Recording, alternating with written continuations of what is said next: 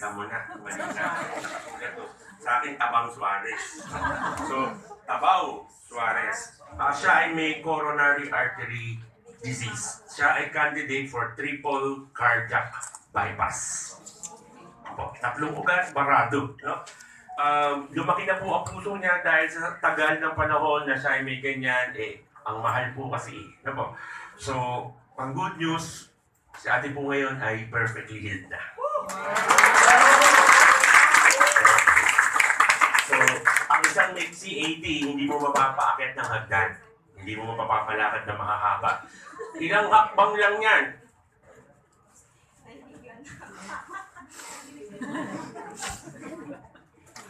Si ate ngayon, iyan na siya. So, pag napansin niyo po, wala po yung make-up. Wala po make-up yan.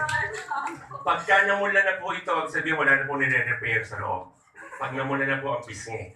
Kaya sa mga may sakit, para hindi mo kang may sakit, ulayan niya. Ayan, ganoon lang yan. So, ikukwento sa inyo niya yung pinagdaanan niya kasi I think whatever that she's been through will inspire everybody. Kahit hindi ka pa nagkasakit, hindi mo lang alam may pinagdadaanan pa sa buhay na dinaanan na niya. And listen carefully kasi you'll learn a lot of things from what she experienced. Lalo na si ate. Bibigyan ka ni God ng boost. And an angel just has landed. Your angel is her. Good evening, everybody.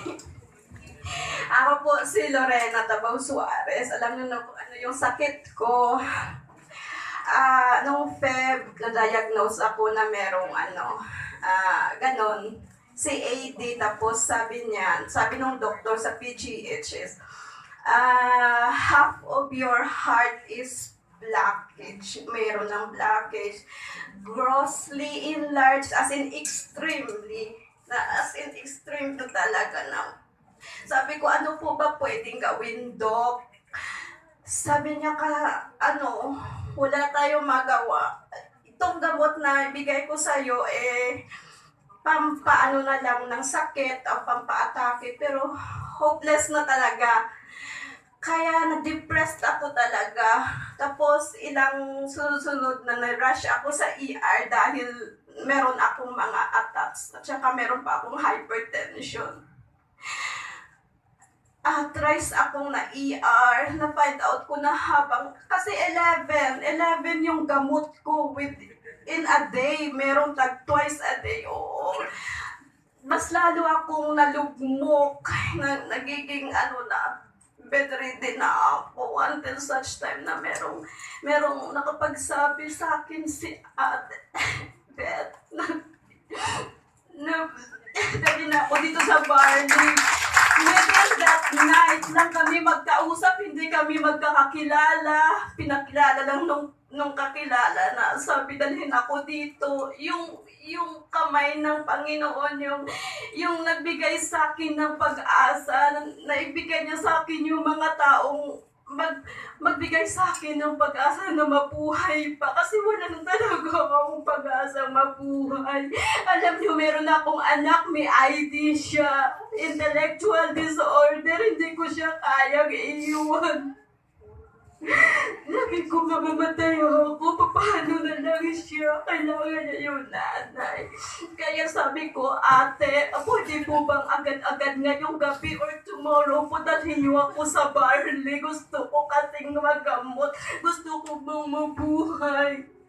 Kaya agad-agad na nagkaroon ako ng slack dyan. Grabe, yung Panginoon ang gumawa ng paraan. Kasi determinado akong mabuhay pa. Dinala ako dito, wala akong ma-scared. Agad-agad number 1 ako. Dumating si Doc, galing pa siya Davao. May sakit siya, hindi pa siya nakapag-lockdown. Inuna niya ako, nakahiga ako doon. Hinang-hina ako, inaatake ako. Si Doc nagbigay sa akin ng pag-asa. Sabi niya kasi, kung ano yung ng purpose ko na gumaling, yun po yung love. Yung love, yung kong mabuhat dahil sa mga anak. Kasi wala na po pinakamatinding kalaban yung love po natin sa ating mga anak, yung ating na mabuhay. Yun po yung nagbigay sa akin ng lakas, ng determinasyon, yung pinakamalaking at pinaka-strong ko na faith sa God na hindi niya ako pwedeng patayin, hindi niya ako pwedeng kunin, ate, kasi may anak tayo. Hindi niya tayo pwedeng,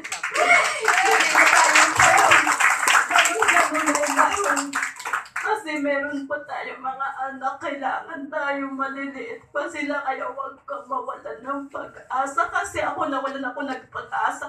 Kumapit ako sa Panginoon. Sabi ko, bigyan mo pa ako ng second chance. Binigyan niya ako. Tapos, binigyan ako ni Doc ng barley, di ba? Tinake ko yun. Sabi niya, every 3 hours magtitake ka nun. Hindi ako natutulog. Hindi. Pinag-alarm ko yung cellphone ko every 3 hours. Hindi ako natutulog. Binabantayan ko yun round the clock. After 2 days, sabi niya, yung healing crisis, hindi ko makakita. Sabi niya, encyclopedia lang yung magdadagan sa akin, buong bookshelf po yun.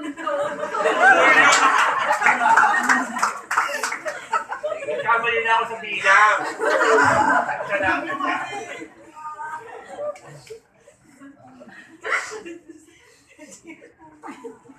Grabe, sobra siguro.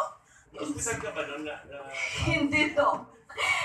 Kasi sabi mo, pag na-hospital ako, pag nilagyan ko pa ng ibang gamot, mamamatay ako. Hindi ko kaya. Kaya, yung first na atake sa akin, after 3 days, hindi kayo maniwala, 4 a.m. Inatake ako kasi sa doktor, sa PGH, sabi niya, dapat yung heart attack within 5 minutes lang, di po ba, Dok? Kasi after 5 minutes, mamamatay na po yung tao. Hindi na po kaya nun. Lalo na sa akin, malala na yung puso ko. Hindi na makaya yung 5 minutes attack. So, inatake ako. Alam nyo, gano katagal?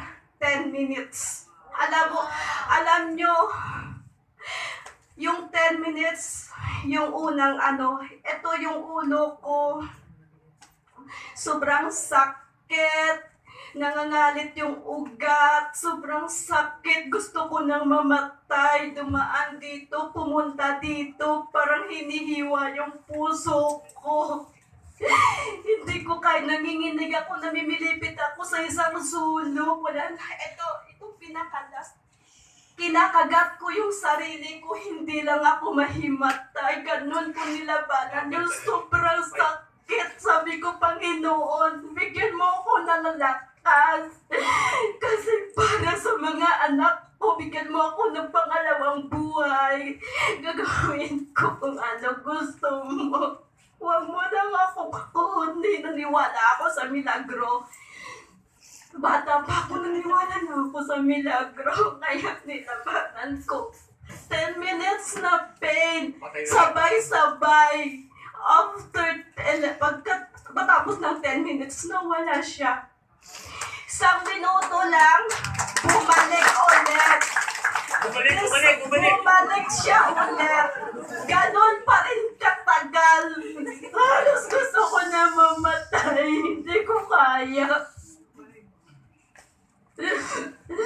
Pagkatapos ng 10 minutes ulit, nawala siya. Nakahingal ako, bumalik ulit. Ganon siya kalupit. Pagkatapos, 4 na beses na papalik-balik. Kayanin mo ba yun? Hindi ko kaya. The following day, doon ulit bumalik siya 5 beses na. Ganon pa rin ang tagal. Ano yung iniisip mo noong time na yun? Pagmamahal ko sa mga anak ko, Dok. Gusto ko kumapit. Gusto ko mabuhay. Ayokong After how many days bago totally nawala? Tatlo. Pangatlong atake, di ba? First, second, and then nung third day, pang ano na yun, pang 5 days. Yung last na attack sa akin, madaling araw din. Yung mister ko kasi yung schedule is 6 to 2. Naliligo siya sa CR, 4 o'clock in the morning kasi Makati pa siya, malayo yun sa amin. Kaya 4 o'clock aalis na siya. Inatake ka ng madaling araw? Hinatake ako ng madaling araw. Wala kang kasama sa bahay? Nasa CR yung mister ko. 4 na beses siyang nag-atake. Una, 7 minutes. Kasi nandun lang yung wall clock, kitang-kita ko. Wala naman. Nandito ako na din yung wall clock namin, nakikita ko kung gaano katagal yung sufferings ko do. Nandun lang. 7 minutes ulit. Ate Lori, ano yung na-learn mo after you getting through all of this? Kung narito yung may iwasan sa lamig. At narito si God. Ano na sabihin mo sa ganito? Kasi Dok, yung pinaka-center tsaka pinaka-purpose ko kasi at tsaka yung love ko sa mga anak ko. Kasi hindi ko inisip yung asawa ko eh. Hindi ko siya inisip, magulang ko, sino pa man. Yung inisip Alam niyo na kayo na mga lalaki. Yung inisip ko yung mga anak ko, ayaw kong lumaki sila na walang magulo, walang ina. Okay lang na wala silang ama, wag na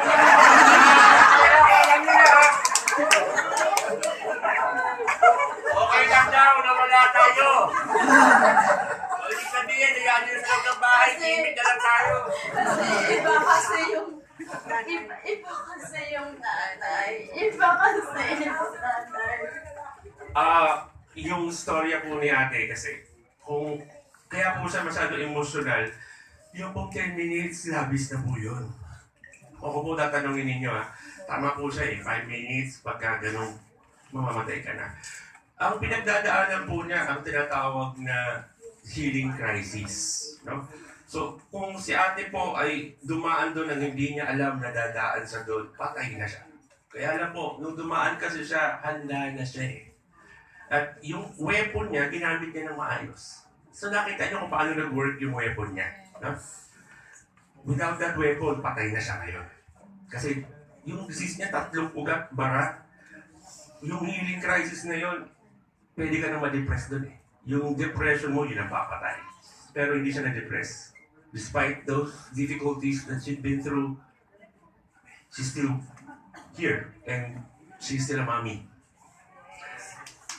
Okay. Kung mauulit-ulit ang iyong sakit, at may kakayahan ka na ngayong ipasa sa ibang tao yan. Kanina may ipapasa.